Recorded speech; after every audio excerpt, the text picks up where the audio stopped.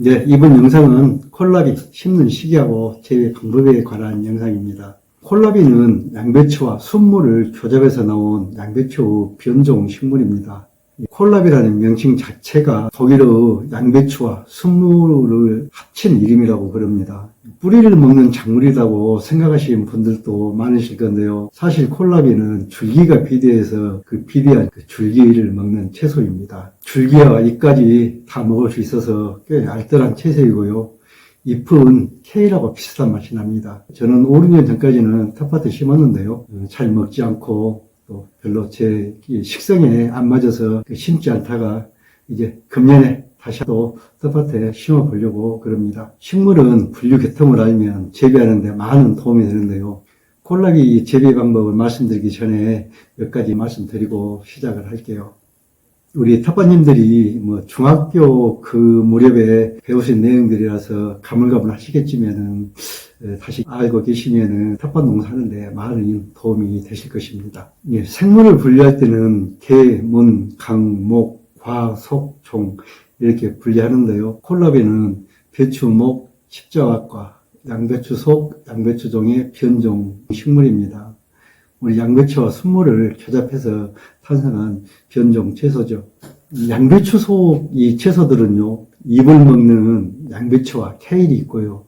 꽃 봉오리를 먹는 브로콜리와 콜리플라워가 있고, 새순을 먹는 방울토닥이 양배추가 있습니다. 콜라비는 줄기를 먹는데요. 잎은 케일과 맛이 비슷하니까 콜라비를 심으면은 굳이 케일을 심지 않아도 잎을 따서 케일 대용으로 먹어도 되겠습니다. 앞에서 말한 이 채소들은요, 같은 양배추과에 속하는 채소들로 생육 환경이나 재배 방법이나 비료주기, 또 발생하는 병충해와 병충해 방제, 이게 비슷비슷합니다. 벼룩잎벌레, 배추 청벌레와 파밤나방 이벌레, 진눈물 등 발생하는 해충과 방지하는 방법이 같고, 뒤이어서 심으면 영작장애도 발생을 합니다. 그래서 이 양배추 속 채소들 한 가지 이 재배 환경, 이 관리하는 방법을 알면요, 나머지 양배추 속에 속한 채소들도 재배하기가 쉽습니다.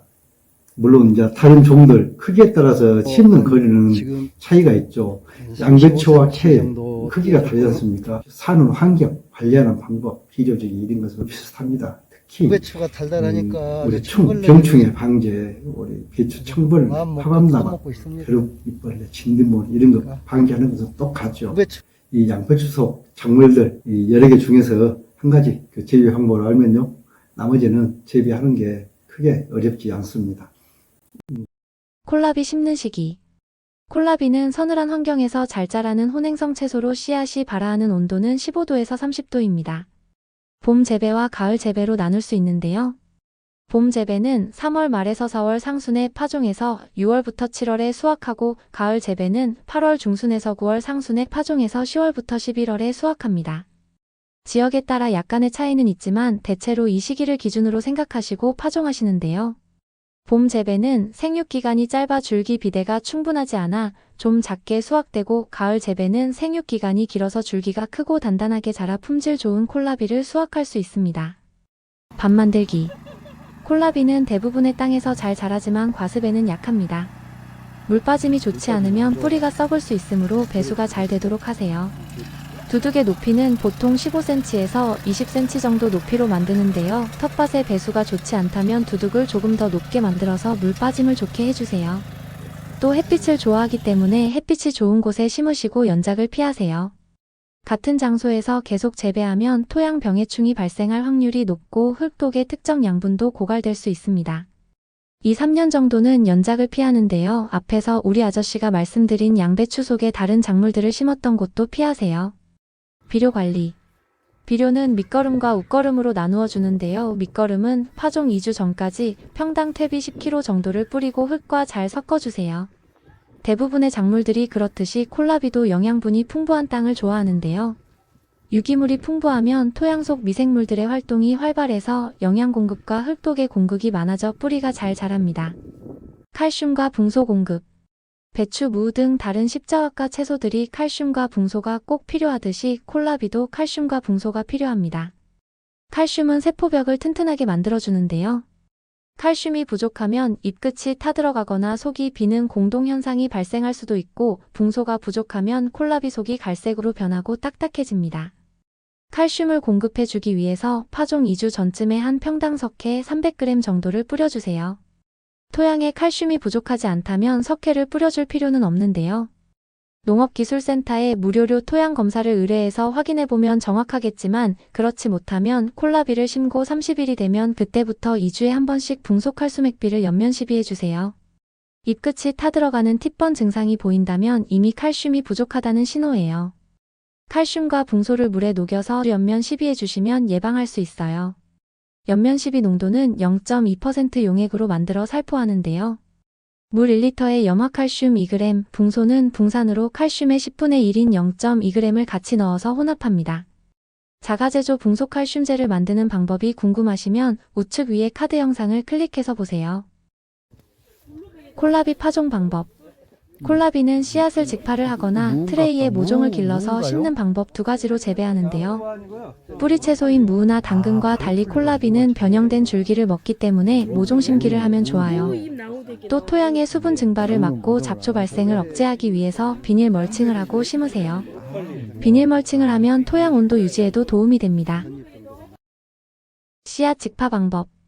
직파를 하면 파종 후 7에서 10일 사이에 싹이 나옵니다. 전파종을 할 경우에는 15cm에서 20cm 간격으로 한 구멍에 3, 4립씩 파종하고 나중에 솎아서 한 개만 남기세요. 줄파종을 할 때는 질 간격은 30cm로 하고 조금 조밀하게 파종한 뒤 싹이 나오면 몇 차례 솎아서 포기 간격을 15cm, 20cm로 합니다. 트레이에서 모종을 기르시는 텃밭님들은 본 잎이 5, 6장 자라면 밭에 옮겨 심는데요. 보통 파종 후 25일 정도 걸려요. 우리 텃밭 농부님들은 모종을 사다가 심는 것이 좋겠어요. 모종을 사다가 심으면 4월 하순 이후에 심어도 됩니다. 콜라비 모종 심는 방법. 모종으로 심으면 직파보다 생존율이 높습니다. 모종은 본잎이 5, 6장 자란 것을 구입하세요. 모종 심는 간격은 줄 간격 30cm, 포기 간격 15에서 -20cm 정도로 하고 심는 깊이는 모종의 상단 상토 부분이 흙과 수평이 되도록 심습니다. 거의 모든 작물들의 모종 심는 깊이는 똑같아요. 모종을 심은 뒤에 뿌리가 자리를 잡도록 충분히 물을 주세요. 콜라비도 물을 좋아하는 채소이므로 건조하게 관리하면 안 좋습니다. 콜라비 물주기와 웃거름 주기. 콜라비 재배에서 물주기와 비료는 콜라비의 맛과 식감 그리고 수확량에 큰 영향을 줘요. 적절한 물과 영양 공급은 콜라비를 건강하고 맛있게 키우는 비결입니다. 물을 좋아하는 작물이지만 과습은 뿌리가 썩어버릴 수 있으므로 물 빠짐이 좋게 두둑을 만들고 보통 일주일에 2, 3회 정도 물을 줘서 토양이 건조하지 않게 관리합니다. 웃거름은 모종 정식 후 15일경에 첫 번째 웃거름을 주고 한 달 뒤에 두 번째 웃거름을 주는데요. 웃거름으로는 보통 인산 성분이 없는 NK 비료를 줍니다. 그리고 앞에서도 말씀드렸지만 잎의 상태를 봐서 칼슘이 부족하면 연면 시비를 해줘야 합니다. 연면 시비 농도는 0.2%로 햇빛이 강한 한낮을 피해서 하세요. 병충해 관리.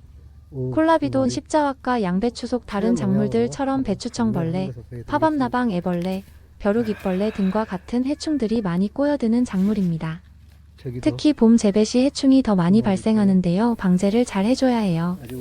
농약을 뿌리거나 친환경 방제법을 활용해 보세요. 콜라비 수확 시기.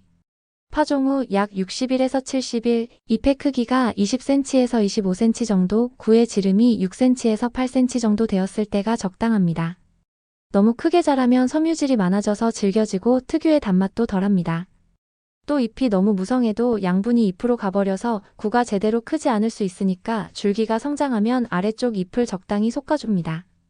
보통 5장 정도의 잎을 남기고 솎아주는데요. 이렇게 잎을 솎아주면 줄기에 영양분이 집중되어 더 굵어지기 때문입니다. 콜라비 수확 방법. 수확할 땐 지표면 바로 윗부분을 칼로 잘라서 수확하세요. 잎은 떼어내서 따로 보관하고 데쳐서 나물로 먹거나 쌈채소로 활용할 수 있어요.